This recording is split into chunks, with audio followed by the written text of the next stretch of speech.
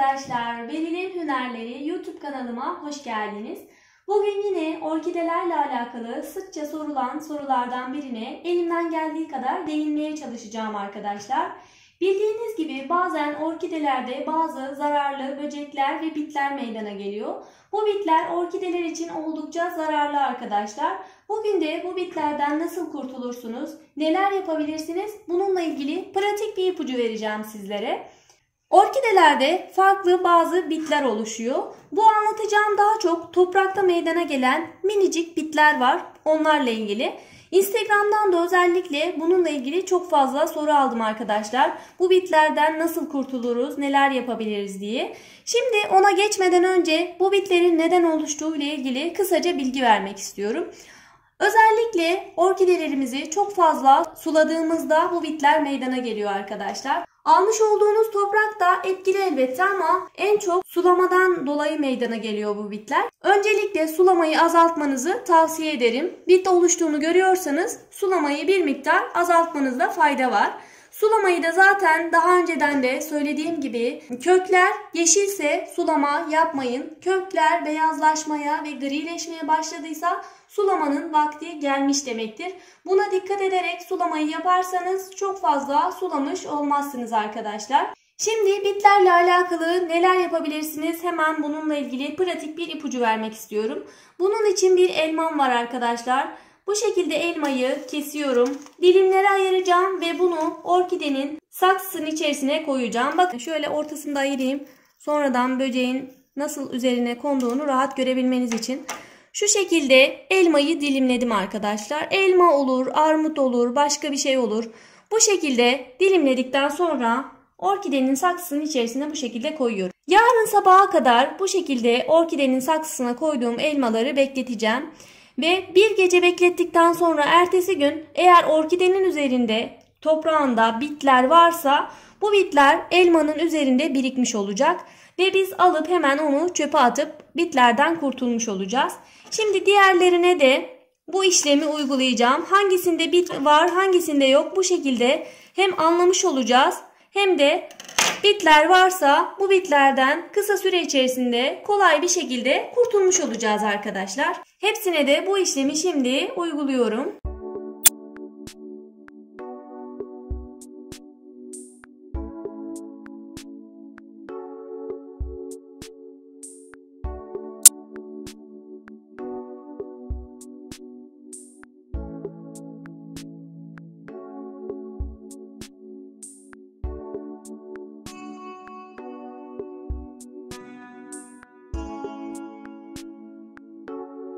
Elmanın kabuğunu koymanız da yeterli olur. Sadece kabukları bile bu şekilde koyabilirsiniz. Bu testi her zaman yaparsanız orkidenizin içerisinde bit varsa daha fazlalaşmadan, çoğalmadan hemen atmış olursunuz, çıkarmış olursunuz. Böylece çok fazla sizi uğraştırmaz. Yalnız bu bit dediğim normal toprak içinde oluşan bit. Unlu bit bununla geçmiyor arkadaşlar. Unlu bit için farklı yöntemler var. Bununla ilgili de kanalımda videolar mevcut. Onları da izleyerek faydalanabilirsiniz. Bütün saksıların içerisine birer dilim elma koydum arkadaşlar. Yarın sabaha kadar bu şekilde bekleteceğim. Sabah nasıl oluyor? Üzerinde böcekler var mı yok mu? Hangi saksıda böcek var? Bu şekilde anlayacağız. Bir gece bu şekilde bekletiyoruz. Görüşmek üzere. Tekrardan hepinize merhaba arkadaşlar. Şöyle elma üzerindeki bitleri göstermek istiyorum. Benim orkidemde çok fazla bit olmadığı için birkaç tane elmaların üzerine gelmiş ama sizin orkidenizde çok fazla varsa ben olacağını bile tahmin etmiyordum ama şüphelendiğim için bunu denemek istedim. Hareket edişinden görebilirsiniz bakın. Şu diğerlerini de göstereyim. Bakın yine bunda da böyle birkaç tane var. Böyle bitleri gördüğünüzde siz de hemen alıp bu elmaları çöpe atarak bu bitlerden kurtulabilirsiniz. Dediğim gibi benim orkidemde az olduğu için çok fazla üzerinde görünmüyor ama sizin orkidelerinizde fazla varsa üzerine hepsi toplanacaktır. Direkt alıp bunları çöpe attığınızda bu bitlerden kolaylıkla pratik bir yöntemle kurtulmuş olursunuz arkadaşlar. Şöyle yakından görmeniz açısından diğerlerini de göstermek istiyorum. Bakın hareketlerinden anlayabilirsiniz. Belki videoda net çıkmıyor olabilir ama hareketli hallerinden görebilirsiniz.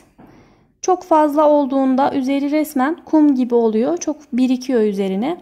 Şu an bunun üzerinde çok fazla yok. Bunları hemen atarak orkidemi bu bitlerden kurtarmış olacağım arkadaşlar. Yalnız orkideler için değil, bütün çiçekler için aynı yöntemi uygulayabilirsiniz. Birçok çiçekte bunu denedim ve faydasını gördüm. Şöyle yakından görmenizi istiyorum. Bakın arkadaşlar, üzeri bitlerle dolmuş. Yaklaşık bir gün kadar beklettiğinizde bu şekilde bitler üzerine birikiyor arkadaşlar. Hemen bunu alıp çöpe attığınızda da bu bitlerden kurtulmuş olursunuz. Yakından hareket ettiklerini görebilirsiniz, bakın.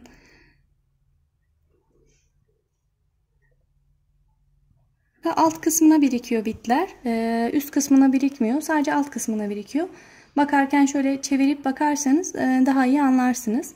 Bu uygulamayı arada bir yaparsanız siz de orkidelerinizde oluşmuş ya da diğer çiçeklerinizde oluşmuş bitlerden kısa süre içerisinde kurtulabilirsiniz arkadaşlar. Bu kısa videonun da sonuna geldik arkadaşlar. Siz de bu yöntemi uygulayarak orkidelerinizde ve diğer çiçeklerinizde oluşan bitlerden pratik bir yöntemle kurtulabilirsiniz. Videonun faydalı olduğunu düşünüyorsanız beğenmeyi ve yorum yapmayı unutmayın. Ayrıca yeni videolardan haberdar olabilmek için kanalıma ücretsiz olarak abone olabilirsiniz. Soru ve görüşleriniz de varsa bana yorumlarda iletebilirsiniz arkadaşlar. Elimden geldiği kadar herkese yanıt vermeye çalışıyorum. Ayrıca Instagram hesabımdan ulaşmak isterseniz Beril'in Hünerleri Instagram hesabımdan da beni takip edebilirsiniz. Çiçek ve bahçe bakımına dair yepyeni bir videoda görüşmek üzere. Hoşça kalın.